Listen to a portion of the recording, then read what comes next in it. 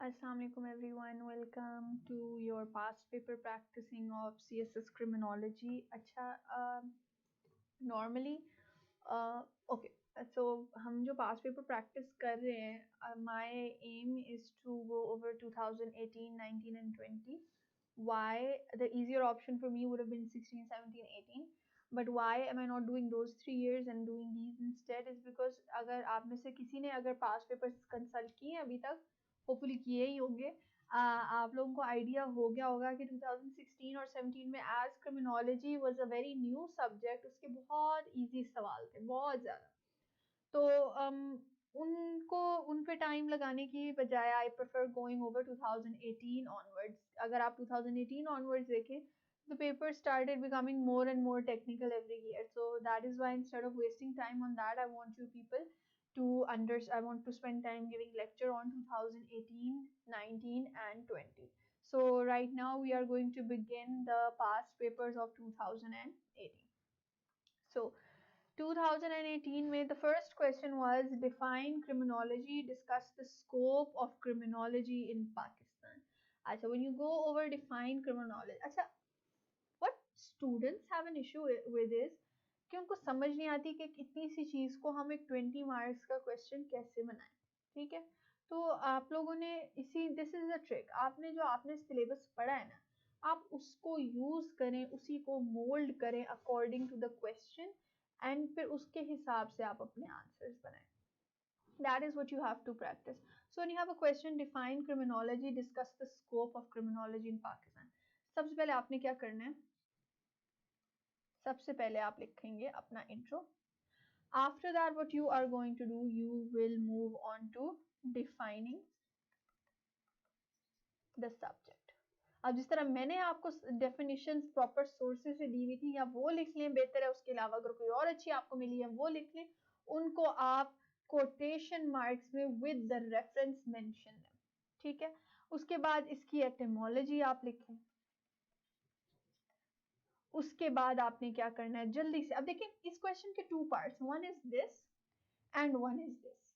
तो प्लीज इनको half half आप डिवाइड करें। थिंक इसके 10 मार्क्स हैं, इसके आपके 10 मार्क्स है, तो पहले वाले पार्ट को भी आपने जस्टिफाई करना है। A lot of candidates make, whenever I do paper checking I notice a lot of candidates make this mistake कि वो एक पार्ट को पकड़ते हैं और वो उसी पे लिखे जाते हैं, तो आपने ये काम नहीं करना। Look at the question and divide it into parts. 3 parts हैं तो मार्क्स उस तरह से डिवाइड करें। ठीक हो गया? Okay, now you have etymology. Etymology के बाद आपने क्या करना है, इसकी जो ब्रांचेस है, हमने इसकी ब्रांचेस पढ़ी थी। अब ब्रांचेस में आपने पता है क्या करना है, instead of taking up lot of space, make the diagram, right the heading and right briefly उनकी वन लाइनर डिस्क्रिप्शन इधर ही।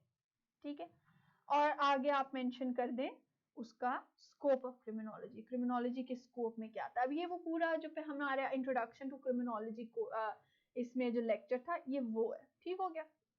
अच्छा, उसके बाद यू मूव अहेड, जब आप अच्छी तरह वो सारा कुछ लिख लें। अब देखिए, अगर आपका सवाल होता introduce criminology, what is criminology, what is it's scope and ये सारा कुछ ना, what is it's nature, what is it's scope, ये चीजें आ रही हैं, तो आपने क्या करना था, यही सारा कुछ आपने स्कोप और इसके रिलेशन विद अदर सब्जेक्ट्स।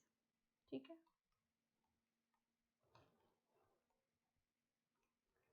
ये सारी जो चीजें थी आपने इनको फैला के लिखना। ठीक है, इनको डिटेल में लिखना था। अब क्या है, अब आपके पास अब आपके पास क्या है, आपके पास इस क्वेश्चन में 2 अलग अलग चीजें पूछे। आपने डिफाइन क्रिमिनोलॉजी की सारी चीजें लिख के, वही सारी हेडिंग्स लिख के, लेकिन उनको उसको कंपैक्ट कर लेना है। क्यों? क्योंकि आपके पास इतना टाइम नहीं है कि आप उसी तरह उसको फैला के लिखो। 20 आप 20 मार्क्स वाला काम यहाँ पे करो, ये नहीं करना। पॉइंट्स आपने वो सारे मेंशन करने, उनको ब्रीफ करें। ठीक हो गया? उनको शॉर्ट करें, जिस तरह यहाँ मैंने एक डायग्राम से शो कर लिया, यहाँ स्कोप में आप बुलेट्स से बता दें, इसमें आप बेशक वेन डायग्राम से बता दें, या आप इसको भी बुलेट्स या सब हेडिंग से बता दें। इस तरह करके आपने इसको शॉर्ट कर देना। Then you're going to move ahead to the second part of the question. Scope of criminology in Pakistan. General scope लिखने नहीं बैठ जाना आपने, related to Pakistan. अब scope of criminology in Pakistan आपने किस तरह से लिखना है? सबसे पहले लिखें need for criminology in Pakistan. आप जब स्कोप की बात कर रहे हैं, आप ये तो बताएं कि इसका स्कोप क्यों होना चाहिए, हम क्यों बात करें स्कोप ऑफ क्रिमिनोलॉजी इन पाकिस्तान में, कि बुलेट्स में बता दें, ये सब हेडिंग्स में बता दें। उसके बाद आपने क्या करना है, उसके बाद इससे रिलेटेड आप डिपार्टमेंट्स बताएं, आपको याद होने चाहिए कितने ऐसे डिपार्टमेंट्स हैं, कितनी ऐसे इन यूनिवर्सिटीज क्रिमिनोलॉजी के। उसके अलावा डिग्रीज या प्रोग्राम्स, ठीक है। उसके बाद ये मेंशन करें criminology as a separate discipline.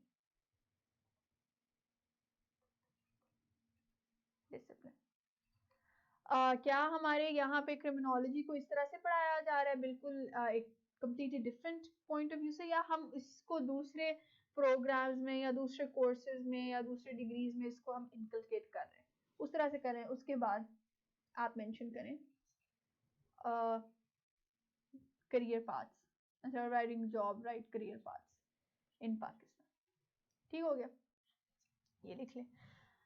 Mention करें बी प्रैक्टिकल, इसमें यूटोपियन बातें नहीं करनी आपने, बी प्रैक्टिकल मेंशन के पाकिस्तान में क्या क्या करियर अपॉर्चुनिटीज हैं for someone who has achieved in this subject. उस नीचे नहीं दिखाना क्योंकि examiner is someone who has done this subject, नीचे नहीं दिखाना इसको, but just mention it very practically and very humbly कि किस तरह से यहाँ पे ये इसकी इंपॉर्टेंस है। अच्छा, after that, after you mention the career path, then mention future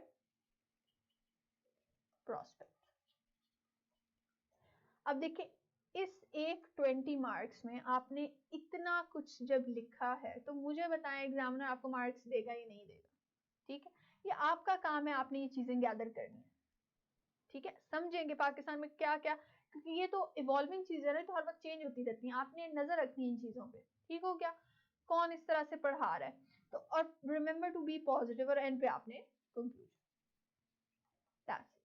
अब honestly speaking, if you're an examiner, you've seen someone write introduction, defining, etymology, branches, scope, relation with other subjects, फिर ये सारा कुछ उस candidate ने लिखा है, which examiner wouldn't give marks, ठीक है। इसको सप्लीमेंट करना विद अ कोट, ठीक है, कोट के साथ इसको सप्लीमेंट करें, तो उससे क्या होगा आपका एक, वही मैं आपको बता रही हूँ कि आपने क्वेश्चन के डिमांड, इंफॉर्मेशन वही है, आपने उस क्वेश्चन की डिमांड की बेस पे उसको बढ़ाना है, उसकी लेंथ बढ़ानी है या फिर उसको कंपैक्ट कर देना है, ठीक हो गया।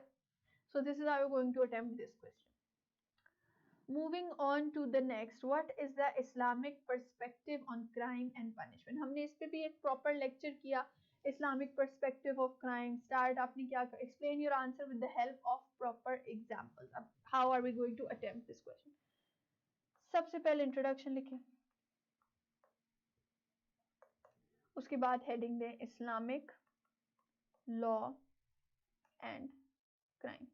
हमने जो उस लेक्चर में पढ़ा, आप वो जो हमने स्टार्ट में एक डेफिनेशन टाइप जब हम ओवरव्यू करते हैं वो इसके नीचे लिखें, ठीक हो गया। उसके बाद आप लिखें टाइप्स ऑफ क्राइम इन इस्लाम। अब इस्लाम की जो हमने 3 टाइप्स ऑफ क्राइम पढ़ी थी, 1 प्रॉपर हेडिंग्स में क्या था, हुदूद। उसके बाद इसके नीचे सब हेडिंग्स में प्लीज हाईलाइट करें, पैराग्राफ फॉर्म में नहीं लिखते जाना। हुदूद के बारे में एक पैराग्राफ लिख के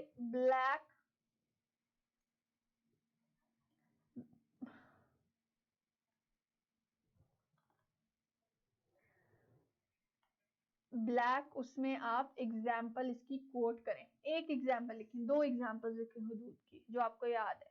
उसके बाद सेकंड लिखें आप क्यास लिखें,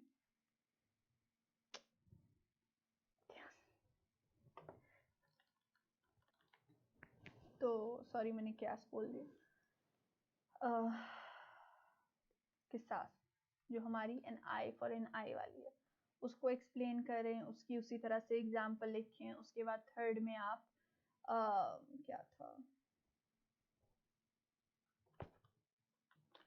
उसके बाद आप इसमें लिखें क्या नाम था उसका, ताजीर, ताजीर लिख के उसकी एक्सप्लेनेशन, उसके आप examples, please have them ready, ठीक हो गया.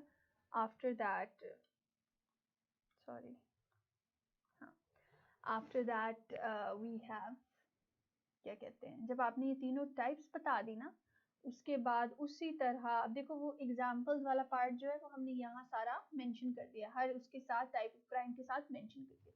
अब हमने क्या करना है, हमने उसके नीचे मेंशन कर देने डिफरेंस, कंपैरिजन करें. डिफरेंस की बजाय आप लिखते हैं कंपैरेटिव एनालिसिस. ठीक हो गया. मेंशन करें इस्लाम, इस्लामिक लॉ के, और ये जो हमने सारा कुछ पढ़ा था, वी स्टडी द डेटरेंस के, Islam believes in deterrence while modern criminological sorry modern perspectives believe in rehabilitation, वो मेंशन करें. उसको भी एग्जांपल्स के साथ मेंशन करें, 1 2 3 करके उसके सारे जो हमने डिफरेंसेस पढ़े हैं वो मेंशन करें, उनके नीचे हाईलाइट करके उसकी एग्जांपल्स दें, किस तरह से आपको लग रहा है ये फर्क है. ठीक है, ये आप मेंशन करें. और उसके बाद आपने क्या कर देना, कंक्लूजन. प्लीज ये तो करना ही करना है, ये सारा तो करना ही है. Don't forget this, don't forget the salient features. Criminology apply करें इस्लामिक लॉ पे, खाली इस्लामिक लॉ पे नहीं रहना आप लोगों ने. ठीक है, और एंड पे आप कंक्लूजन लिख दें और इससे आपका ये सवाल सॉल्व हो जाएगा. What is juvenile delinquency? Explain the nature, extent, and causes of juvenile delinquency in Pakistan. Suggest remedial measures for reducing juvenile delinquency in Pakistan. Okay. 1, ये पहला आपका पार्ट हो गया इसका. उसके बाद 2, ये दूसरा पार्ट, और 3, ये तीसरा part. So you have 3 parts to this question. आप अपने माइंड में 6 मार्क्स रखें और फिर उस हिसाब से उसको अटेम्प्ट करें. सबसे पहले क्या करना है, इंट्रोडक्शन. अब देखें, पहले मैं अब कोशिश करूंगी कि मैंने जो जुवेनाइल डिलिंक्वेंसी का हमने जो पूरा पूरा एक लेक्चर उस पर लगा दिया ना, अब मैं उसको कंसाइज करूंगी. वो सारी इंफॉर्मेशन दूंगी लेकिन वेरी ब्रीफ हेडिंग्स में. जो वहाँ नॉर्मल क्वेश्चन मैंने पूरे पूरे पैराग्राफ लिखने वो मैं यहाँ बुलेट्स में लिखूंगी. जो वहाँ मैंने बुलेट्स में लिखने थे यहाँ मैं 2-3 वर्ड्स में लिखूंगी. इस तरह करके आप लिखें. ठीक है, सबसे पहले आप लिखें इंट्रोडक्शन, उसके बाद एटिमोलॉजी इसकी कर लें, कहीं ना कहीं इसका आप कोट ऐड कर दें, स्टार्ट में कर दें, अच्छा लगता है. जिस तरह ऐसे में अच्छा लगता है उस तरह इसमें भी अच्छा लगता है. अच्छा, उसके बाद आप मेंशन कर दें, अच्छा हिस्टोरिकल बैकग्राउंड आप बेशक इसमें ना मेंशन करें क्योंकि देखिए बहुत लेंथी है और इस पॉइंट पे आके इट सीम्स स्लाइटली इररेलेवेंट. ठीक हो गया. फिर उसके बाद आए डिफाइनिंग द सब्जेक्ट. डिफाइन करें उसको, डिफाइनिंग द सब्जेक्ट. इसमें आपने क्या करना है, जो आपने अच्छे से याद की हुई हैं डेफिनेशंस वो मेंशन करें और इसके बाद आप वो मेंशन कर दें वो जो हमने पढ़ा था, डॉलिन कैपेक्सन, पेरेंट्स पेट्रिया. ठीक है, जो जिस बेसिस पे ये वर्क करता है ये मेंशन कर दें. अब ये हमने क्या किया, ये हमने हमारा पहला पार्ट कंप्लीट कर लिया. Now we're moving on to the second part of the question. Explain the nature, extent, and cause of juvenile delinquency in Pakistan. All right. अब आपने क्या करना है, नेचर एंड एक्सटेंट. इसमें आप basically when you talk about nature ना, nature of juvenile डिलिंक्वेंसी, वो आपसे बेसिकली इससे रिलेटेड ट्रेंड्स पूछ रहे हैं. How it's related to poverty, how it's related to age, how it's related to gender, how it's related to education. वो आपसे पूछ रहे हैं कि यहाँ पे जुवेनाइल डिलिंक्वेंसी के टाइप्स किस तरह के होते हैं, टाइप्स मेंशन करें और उसमें जनरल ट्रेंड्स मेंशन करें. ट्रेंड्स कर लें, बल्कि ट्रेंड्स आप रहने दें, आप इसमें सिर्फ कॉजेस पे आ जाए. ठीक हो गया. नेचर में आपने इसकी टाइप्स बता दी, किस टाइप की, इसमें आपने वो बता देना प्रॉपर क्राइम्स एंड, ये हमने 3 इसकी टाइप्स पढ़ी थी जिनमें से एक स्टेटस ऑफेंस भी था. ये these are types of nature of juvenile delinquency. ठीक है, स्टेटस ऑफेंस आ गया. अच्छा, उसके बाद हमने क्या किया, अब हम आए इसकी कॉजेस पे. कॉजेस आप briefly mention करें, but what I always recommend is after mentioning causes briefly, write theoretical explanation,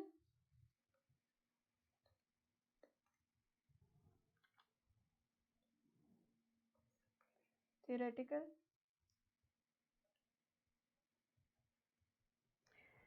My hands are actually very sweaty, तो इसीलिए ये बार बार हो रहा है. Theoretical explanations of juvenile delinquency. सब हेडिंग्स दें. ए एक थ्योरी लिखी, बी दूसरी थ्योरी लिखी, इसके आगे 2 to 3 लाइंस में उसको जल्दी से आप एक्सप्लेन कर दें. ठीक हो गया. यहाँ आपने क्या किया, एक पेज पे आपने सारी थ्योरीज इस पे अप्लाई कर दी. ओके, अब क्या हुआ, हमारा ये सेकंड पार्ट भी हो गया. Suggest remedial measures for reducing juvenile delinquency in Pakistan. यहाँ पे हमने क्या किया, अच्छा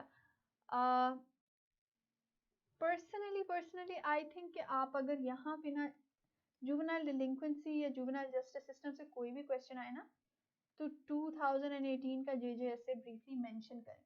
अब यहाँ पे because they are asking for remedial measures, mention JJSA and its right, is it working, heading दें JJSA dash is it working और आगे लगा दें क्वेश्चन मार्क. अब उससे क्या होगा, ब्रीफली मेंशन हो जाएगा कि यू हैव एन अंडरस्टैंड. देखो जनरल चीजें कोई भी लिख सकता है, कोई भी ये लिख लेगा कि जी एजुकेशन नहीं है तो क्राइम जुवेनाइल डिलिंक्वेंसी हो रही है या पीयर प्रेशर है, ये कोई भी लिख लेगा. These are the things that are gonna help you score more than them. Competitive exam में आप उसको बेहतर बनाएं. अब बजाय से कि आप 2-2 पेजेस जेजेएसए पे भर दें, आप हाफ अ पेज में बुलेट्स में बता दें व्हाट आर इट्स शॉर्टकमिंग्स जेजेएसए में या उसकी एप्लीकेशन में, और एग्जामिनर को पता लग जाएगा कि ओके ही नोज दिस. ठीक है, जेजेएसए बता दिया. उसके बाद आपने क्या करना है, रिकमेंडेशंस. ठीक है, रिकमेंडेशंस, और ये अब आपने बुलेट्स में बता दें. ठीक है, अगर आपने रिकमेंडेशंस जनरली बुलेट्स या सब हेडिंग्स में बतानी है वो बता दें बुलेट्स से. अच्छा, one very important thing, don't always go for bullets. ठीक है, वेरी करो. सब या तो बुलेट्स लिखो, अगर बुलेट्स लिखने आपने बुलेट्स बहुत ज्यादा हो रही है तो फिर आपने क्या करना है, अगली हेडिंग के नीचे आपने सब हेडिंग्स में लिख लेना. ठीक है, अगर फिर वो कर लो, फिर एक दफा क्या करो, पैराग्राफ लिखो. पैराग्राफ में जो आपका जैसे ही नेक्स्ट पॉइंट स्टार्ट हो रहा है ना, उसको हाईलाइट कर लो, उसको या ब्लैक से लिख लो या उसको ब्लैक से अंडरलाइन कर लो. पैराग्राफ फॉर्म में लिख लो, उस तरह ब्लैक से अंडरलाइन कर लो. उससे क्या होता है कि पूरा पेपर आपका बुलेट्स में नहीं अच्छा लगता. ठीक हो गया. रिकमेंडेशंस मेंशन कर लो, अगर आपने जनरली लिखने हैं जनरली लिख लो, अगर आपने उसको उसी तरह इंडिविजुअल लेवल पे लिख लो, फैमिली लेवल पे लिख लो, फिर सोसाइटी लेवल पे लिख लो. ठीक है, फिर नेशनल लेवल पे लिख लो. ठीक हो गया. इस तरह करके आप रिकमेंडेशंस लिख लो. Now look at the topic and look how we have carefully gone through the entire question, और हमने किस तरह से इसके हर पार्ट पे फोकस किया. Please please I repeat again, focus on each part of the question. Don't just focus on जो आपके माइंड में एक चीज अड़ गई है ना, अक्सर स्टूडेंट्स यही करते हैं, उसी पे लिखते रहते हैं. डिवाइडेड एंड मेक श्योर कि आपका आंसर उसी तरह से डिवाइडेड है. देखो, this is our first part, this is our second part. इस पे कम पॉइंट्स हैं क्योंकि इसमें ज्यादा डिटेल है. इसको हमने ब्रीफली मेंशन किया, ये पहले पार्ट को हमने ब्रीफली मेंशन किया, और फिर एंड पे हमारा ये आ गया. So what is this, this is us carefully dividing our answer.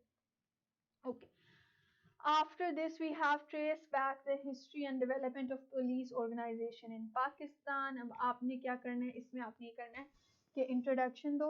अच्छा, जिस चीज का सवाल है ना, आई ऑलवेज से कि देखें, दिल बहुत करता है कि आप डायरेक्ट आंसर स्टार्ट कर लें, लेकिन at the end of the day this is Pakistan, तो please, and this is FPSC, please adjust according to the system. Introduction लिखने के बाद एटिमोलॉजी मेंशन कर दें, इससे रिलेटेड कोट ऐड करें, पुलिस से रिलेटेड आपको एक कोट, या पुलिस से रिलेटेड ना से जस्टिस सिस्टम से रिलेटेड एक कोट याद हो वो इधर लगा दो, क्रिमिनल जस्टिस सिस्टम से. उसके बाद एटिमोलॉजी जब आप लिख लो, उसके बाद आप इसकी जो भी आप लोगों ने डेफिनेशन या वो फाइंड आउट की हुई है वो कर लो. अच्छा, ब्रीफली पुलिस का रोल जरूर मेंशन करो, रोल ऑफ पुलिस. ठीक है, पुलिस का रोल क्या है ये आपने मेंशन करना है, बिल्कुल बिल्कुल बुलेट्स. ठीक हो गया. Then you move ahead to the history. अब ये मैं आपको बता रही थी कि जिस चीज का सवाल होना, जिस चीज के बारे में वो पूछ बेशक कुछ और रहे हो, एक दफा जरूर ब्रीफली उसको मेंशन कर दे कि वो चीज क्या है. ठीक है, जिस तरह उन्होंने हमसे पूछा history and development of police, लेकिन हमने एक दफा मेंशन कर दिया कि पुलिस है क्या. उसके बाद you move on to the history. आप मेंशन करें, आप अब ये आप पे डिपेंड करता है, आप मेजर हेडिंग दे दें हिस्ट्री.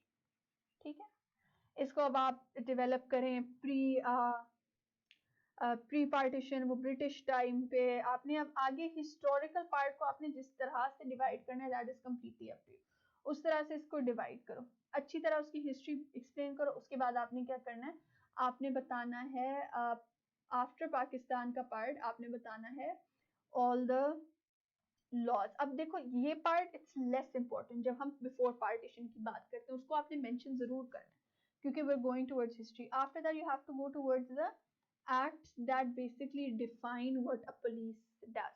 Okay? तो उसमें आपने क्या करना है, एक एक एक्ट को बताना है और फिर बताना है how those acts affected the police. अब पुलिस में क्या क्या 2002 में क्या हुआ, कौन से साल में क्या हुआ, वो आपने बताना है। और प्लीज उनको उनका सिर्फ नाम नहीं लिखना, आपने डिटेल में बताना है कि उनका क्या रोल था। ठीक हो गया, how did those things effect the police system. और एंड पे आपने लिखना है पुलिस इन पाक today, how is it functioning. ठीक है, पुलिस इन पाक टुडे, और एंड पे आपने कर देना है conclusion. If you want you can add the hierarchy over here, sorry here नहीं, इधर आएगा हायरार्की। ठीक है, वो मेंशन कर दो एंड दैट्स इट। ठीक हो गया।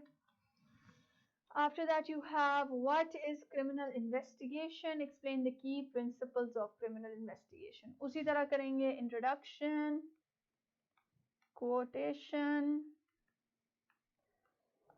etymology, ये तो हमारी basic introduction और वो सारा हो गया ना। etymology हो गया, उसके बाद defining what criminal investigation is, उसके अब वही बात आ गई ना, two parts, there are two parts to this question। एक को आपने ज्यादा फोकस नहीं करना, इक्वल टाइम देना। तो अभी हम पहले अपना पहला हाफ तो डिफाइन करेंगे, हमने डिफाइनिंग में क्या, ये नहीं करना कि आप डिफाइन एक पैराग्राफ से करें और कहीं भाई हमने डिफाइन कर लिया। There are two parts to this question. ठीक है, डिफाइनिंग द सब्जेक्ट, उसके बाद आप कर लें ऑब्जेक्टिव्स ऑफ क्रिमिनल। ये सारा कुछ हमने किया हुआ है, सारा कुछ हमने किया हुआ है। ठीक है, ऑब्जेक्टिव्स ऑफ दिस, ऑब्जेक्टिव्स आप बताएं, लिस्ट करें, एक एक सेंटेंसेस, दो सेंटेंसेस में ऑब्जेक्टिव्स बताएं इसकी, और इसमें क्या आएगा। और फिर आपने सिंपल ये बता देना है क्या कहते हैं, basic techniques, basic techniques of criminal investigation को बता दें। फिर हम आ जाते हैं हमारे सेकंड पार्ट में, आ जाते हैं प्रिंसिपल्स ऑफ क्रिमिनल इन्वेस्टिगेशन। ये हम आपके जो क्रिमिनल इन्वेस्टिगेशन वाला चैप्टर लेक्चर था उसमें अंडर गाइडलाइंस मैंने ये चीजें बताई थी, आपने वहां उनको अच्छे से एक्सप्लेन करना है। ठीक हो गया, क्योंकि this is the second part of our question and we need to do justice to it. ये करने के बाद ना प्लीज रिमेंबर ओवर हियर कि यहाँ पे आपने, अच्छा इसके अलावा यहाँ पे ना आप मेंशन कर सकते हो कि पाकिस्तान में कौन करता है, हु लीड्स इन्वेस्टिगेशन इन पाक। ठीक है, ये लिख दो और इसके नीचे बता देना अकॉर्डिंग टू CRPC, कोट करें, quote it, mention it, highlight it, ताकि एग्जामिनर की नजर पड़े उस पर। अच्छा, प्रिंसिपल्स ऑफ क्रिमिनल इन्वेस्टिगेशन आपने बता दी। उसके बाद ये मैं जरूर मेंशन करें, आर वेयर डू, आपकी नेक्स्ट हेडिंग होनी चाहिए, these principles stand in Pakistan. अपने लॉज से और उन लॉज की एप्लीकेशन से इसको जस्टिफाई करें कि ये जो हमारे प्रिंसिपल्स जनरल पूरी दुनिया के जो प्रिंसिपल्स हैं, how are they being done in Pakistan. और एंड पे कंक्लूजन। अब देखिए हमने इक्वली अपने क्वेश्चन के दोनों पार्ट्स को डिवाइड कर लिया। To what extent Interpol has been successful in reducing organised crime at international level. अब देखिए इसका पार्ट एक ही है, reducing organized crime at institutional level, लेकिन like I told you before, जिस चीज का वो पूछ रहे हैं एक दफा उन चीजों को भी, यही बात है ना, ये एक ट्रिक होता है कि इतनी से एक सिंपल सवाल से हमने अपना 20-20 मार्क्स का आंसर किस तरह से बनाना है। To what extent Interpol has been successful, तो हम क्या करेंगे, हम इससे इसको इस तरह करेंगे, इंटरपोल को एक्सप्लेन करें है क्या, मेंशन करें स्कोप ऑफ इंटरपोल। किन किन टाइप के क्राइम्स को वो टैकल करता है, जो हमने पढ़े थे। ठीक हो गया। उसके बाद हम क्या करें, हमने इनकी डिवीजन पढ़ी थी डिफरेंट टाइप। उसके बाद आपने क्या करना है, इन्हीं टाइप्स में से एक है ऑर्गेनाइज्ड क्राइम। अगली हेडिंग दे ऑर्गेनाइज्ड क्राइम की। इनको ब्रीफली एक एक सेंटेंस में और सब हेडिंग्स के साथ एक्सप्लेन करना है। स्कोप ऑफ इंटरपोल, जो 3 टाइप्स ऑफ क्राइम्स हमने पढ़े थे जिसपे वो इम्प्लीमेंट होता है। ऑर्गेनाइज्ड क्राइम, फिर आप बताएं ऑर्गेनाइज्ड क्राइम क्या है, उसमें क्या क्या आता है। ठीक है। After that what do you do, how does Interpol work. Now when I talk about how does Interpol work, आपने उसकी पूरी organization ही बतानी है। आप that's not relevant. You need to understand how Interpol works against crime fighting. क्या वो एक दूसरे की countries में घुस के criminals पकड़ते हैं, you know कि ऐसा नहीं है। तो आपने क्या करना है, आपने उस तरह से इसको explain कर लेना है। ठीक हो गया। आपने बताना है कि इस तरह कार्ड्स इशू होते हैं, नोटिफिकेशंस जाती है एक स्टेट से दूसरे स्टेट, वो आपने सारा यहाँ पे बता देना। ठीक है। सक्सेस ऑफ इंटरपोल, इंटरपोल की 1 या 2 सक्सेस स्टोरीज डिटेल में मेंशन करें। उसके बाद आपने क्या करना है, गो टुवर्ड्स फेलियर्स, कहाँ कहाँ फेल करता है। ठीक है। उसके बाद जाएं क्रिटिसिज्म, ये हमने पढ़ा था, डिटेल में पढ़ा था। उसमें बेशक जो मैंने एग्जांपल्स दिए वो एग्जांपल्स कोट कर लें किस क्या क्रिटिसिज्म है इंटरपोल। ठीक हो गया। सक्सेस में देखें, अब ऑर्गेनाइज्ड क्राइम का तो आप लोगों को पता ही है ना, तो जो मैंने एग्जांपल दी थी उन्हीं में से आप बेशक निकालें और भी निकालें। ठीक है। क्रिटिसिज्म ऑन इंटरपोल, क्या मसले हैं इंटरपोल पे, why is it biased, can it be misused. ठीक है। एंड पे जब आपने बताना ना you are answering to what extent, तो आपने अपना ओपिनियन कहीं ना कहीं जरूर देना है। तो अपनी हेडिंग को ऐसी बनाएं, अब जो आपका ओपिनियन है ना, अपनी हेडिंग को ऐसे बनाएं कि एग्जामिनर को उस हेडिंग से पता लग जाए कि आपका ओपिनियन क्या है। फॉर एग्जांपल मैं अगर कहती हूँ कि Interpol was has been successful, but खैर इतना तो आप स्ट्रेट फॉरवर्ड स्टेटमेंट नहीं दे सकते। मैं ये कहूँगी कि इंटरपोल हैज, आप लिख लें इसको इस तरह से कि इन a world that has anarchy, international policing has its limits, इस तरह लिख लें। तो आपने एक कहीं ना कहीं हेडिंग में और एक पैराग्राफ में आपने अपना एनालिसिस जरूर देना। ठीक है। और एंड पे आपने कंक्लूजन बताना। So this is our solution to this question. Intelligence-led policing has become an effective model of policing in tackling organized crime. अब वही चीज दोबारा आ गई, intelligence-led policing and organized crime. Discuss the background and key principles of intelligence-led policing. वैसे अगर देखा जाए ना तो ये statement काफी relevant है to the later part. This is a statement that is added on. आप briefly इसको क्या कर लें, आप सबसे पहले introduction, second आप आ जाए intelligence। अब जो हमने इंटेलिजेंस लेड पुलिसिंग पे जो पढ़ा था, हमने इसको काफी डिटेल में पढ़ा था।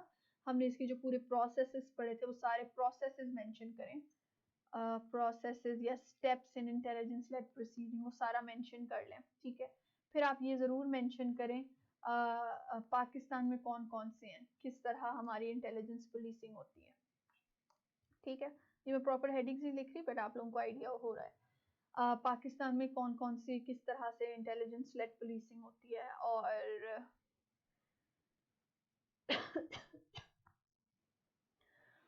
ये बता दें। एंड अगर आप चाह रहे हैं तो एक पैराग्राफ में हेडिंग के साथ ऑर्गेनाइज्ड क्राइम का बता दें। ठीक हो गया।